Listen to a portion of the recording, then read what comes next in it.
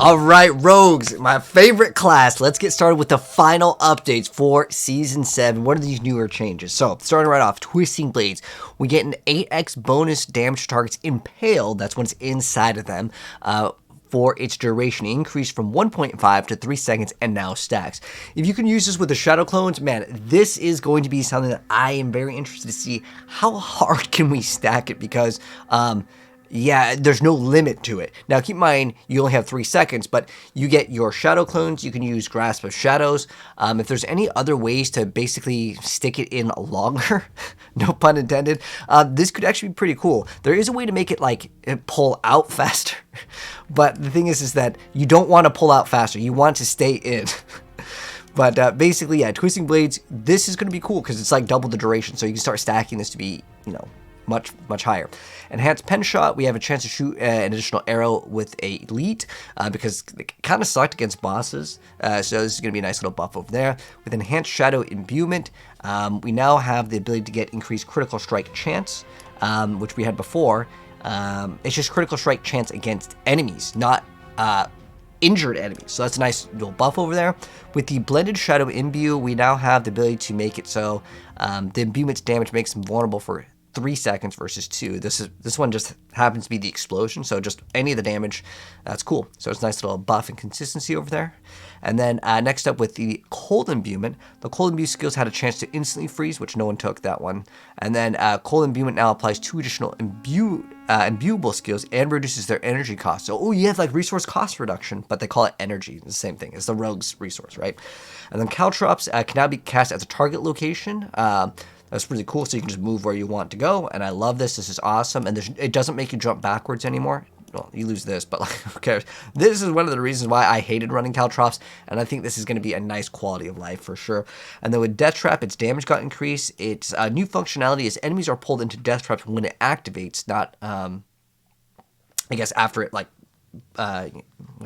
it's when it activates. Did it activate previously just instantly? I don't actually understand like the exact wording on this, other than like I know what it says, but as far as I'm aware of, it would pull when it activated before. Like, when else did it activate?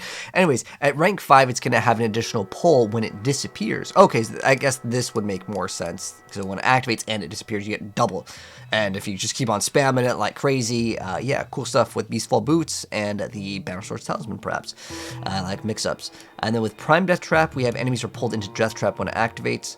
By the way, I know it doesn't use resource, but like there's a combo with Beastfall Boots and that, and then you would expend all your resource on another skill like Twisting Blades or something, because you need to expend it to like recharge. There's a lot of cool things with Bannersword's Beastfall Boots though, but you can mix it in with this as well.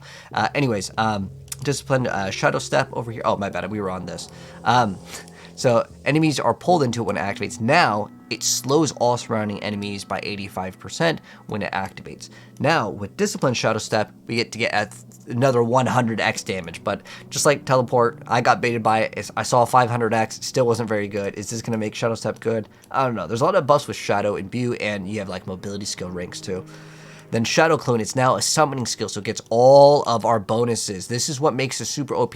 They said on the campfire chat, if you have a chance for lucky hits something to work, it works. So this means if I can have Grasp of Shadow, also summon the Shadow Clone that can also summon another Shadow Clone, that would be cool. However, I was reading how the new Grasp of Shadow works, and it has like a internal cooldown of 1 second. And I didn't even know it had an internal cooldown because it was like a hidden effect.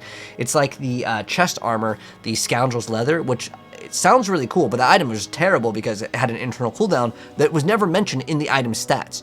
But anyways, next up, rank 5 casting Shadow Clone will daze the surrounding enemies for 3 seconds, and it will deal 200% damage to them, and our Shadow Clone becomes a cutthroat skill on cast.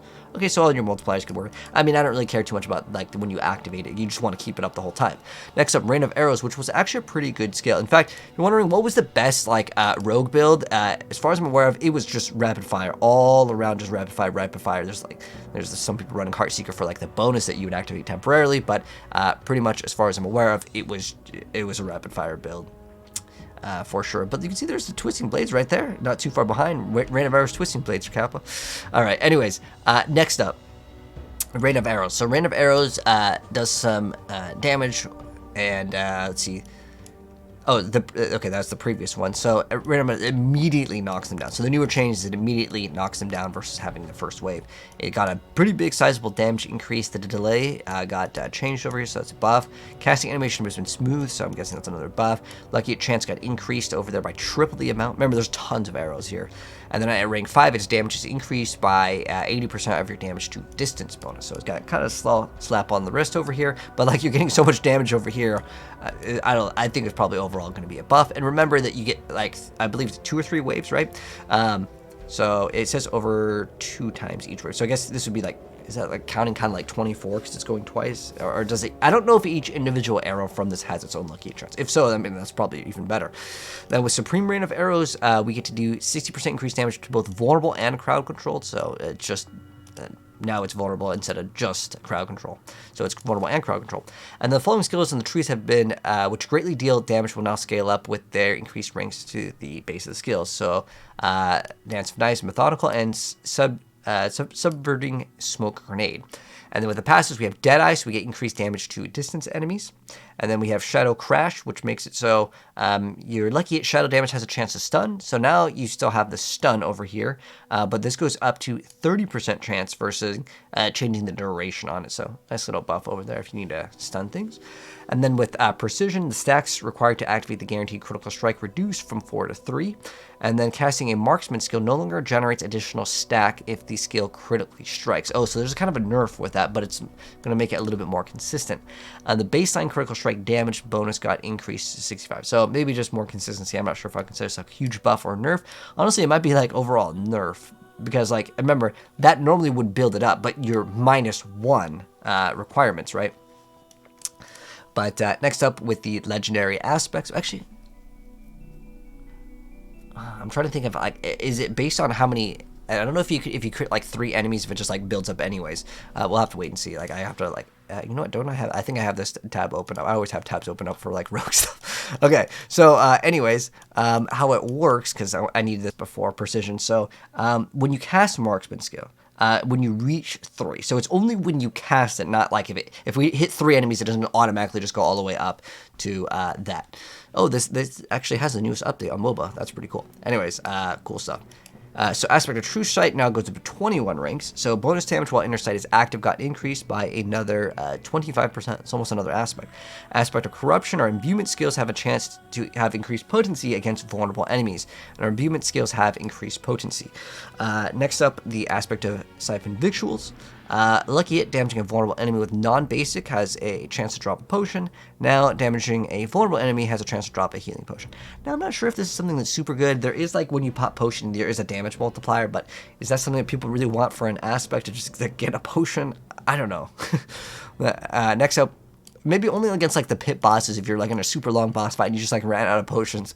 Maybe, but I feel like if there's no like damage multiplier on it, most of the time people just don't want to run it. Anyways, Stolen Vigor, time between unstoppable buffs got reduced, and then the aspect of Cruel Sustenance. So explosions from victimized would heal us, and then it grants an amount of healing. Now it's a barrier, so that's cool. So you can have like other ways to generate barrier, and then there's like I think is it called conceded? There's like more damage when you have a barrier, so maybe you can consider that. There's also some of the newer things that will give you barrier on the witch power stuff, and then Cladstein aspect skill ranks of agility and subterfuge got increased from 1 to 3 to 3 to 5.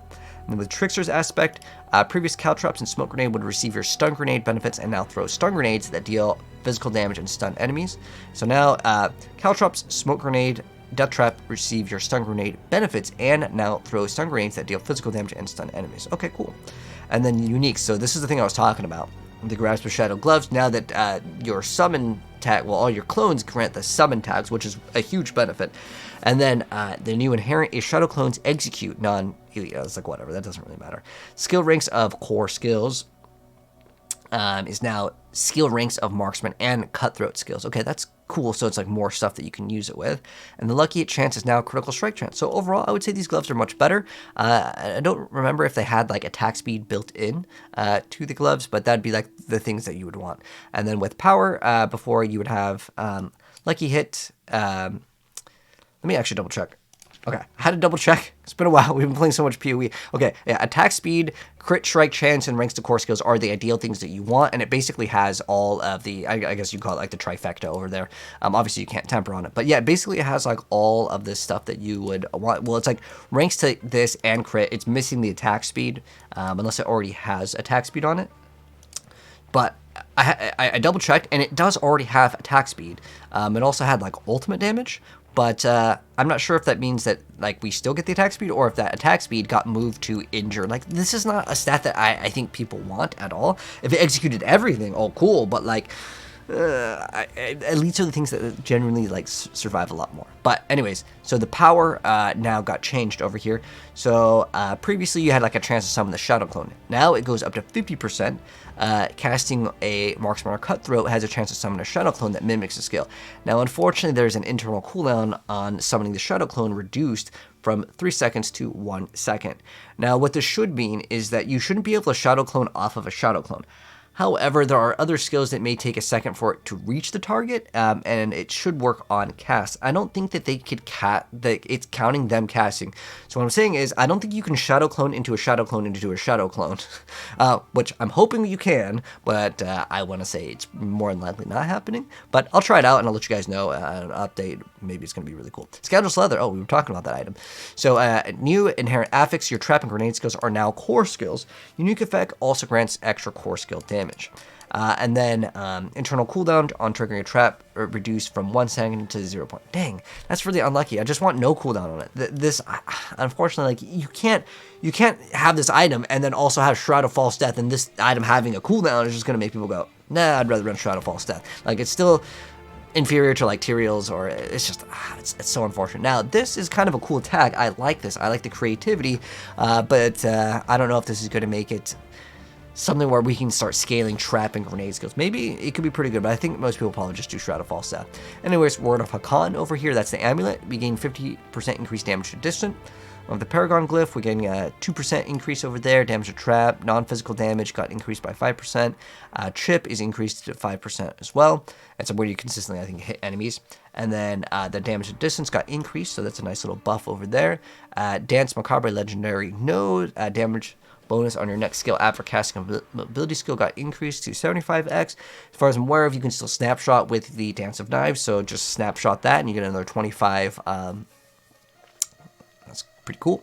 Eldritch Bounty Legendary, no damage increase after using imbued skill over here, getting increased by 10. No Witness over here, ultimate damage getting increased, maximum bonus getting increased.